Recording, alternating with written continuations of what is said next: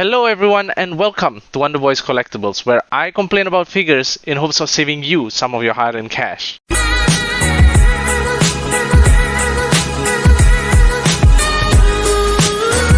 And in today's video, we'll be ranting about the Digimon Adventure Angemon from the G.E.M series. But in today's video, we're going to do something slightly different, whereby instead of continuously ranting about the problems about this figure, I will instead be sharing with you 3 things I like about it and another 3 things I dislike about it. And before we start, don't forget to like and subscribe to my channel if you like this kind of content, because it goes a long way in actually keeping my channel alive. So without further delay, let's start. So let's start off with the first 3 things I like about this figure. First, I like the box. If you've been following me, you know I am a box collector. So boxes with nice artworks go a very long way in my book, and this box is pretty cool. In the front, you've got the figure itself, but what I like more is the newspaper strippings around the box. So you can see you got some stripping here, newspaper strips here. On top it looks like a magazine, but more so, they actually included the animated version of the actual Angemon.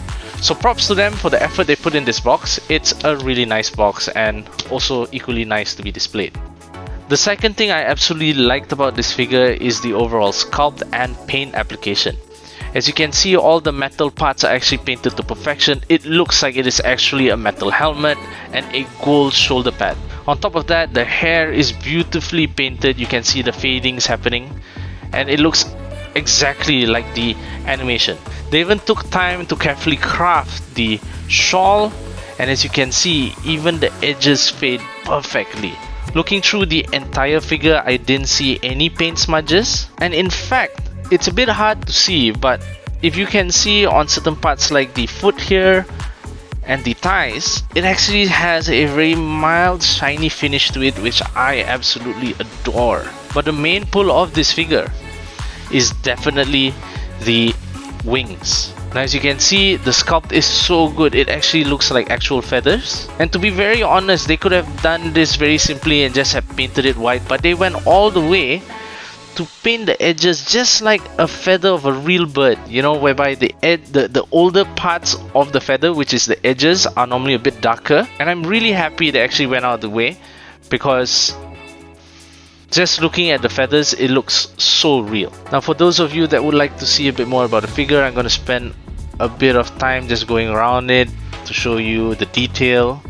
But for those of you that are not too interested, you could always skip ahead. As you can see, the fingers are painted to perfection. The head sculpt looks very good. The seams on the wings are also pretty seamless. It's not very obvious. But the main attraction here is definitely the wings. Look at the detail in those wings.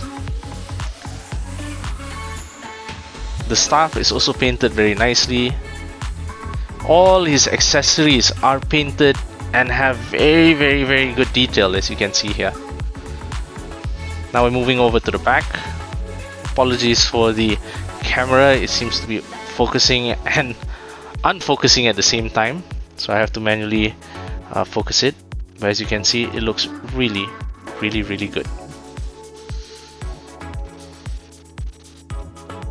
And the final thing I like about this figure is actually the scale of it. So a while back, I actually bought the Angemon and I kind of missed on the first series G.E.M Angemon. So when this was announced, I kind of took a gamble with it. I wasn't too sure if it's going to be too big or too small, but as you can see, it is actually a perfect scale fit. So if you already have the Angemon, I like to say that this will fit perfectly in your collection.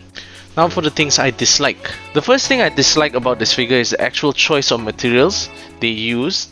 In fact, this figure is very heavy on rubber, and as we all know, rubber is very delicate and very susceptible towards heat, and there's a very high chance that over time it will degrade and the paint will fade. So just to share with everyone here, there are a few parts that are actually made out of rubber. The wings are made out of majoritarily out of rubber. As you can see, I'm bending them right here. The fingers are rubber.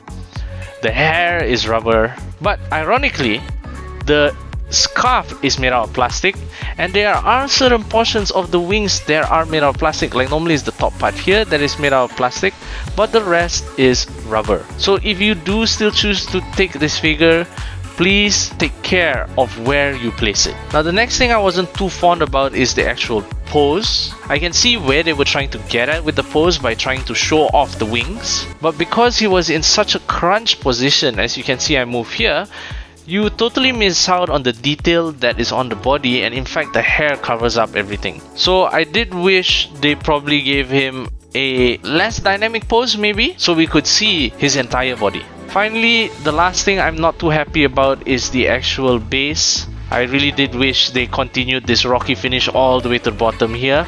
I feel that because they went for a plastic base like this, it does make it look a bit cheap. In terms of price, I got this figure for roughly around 250 USD.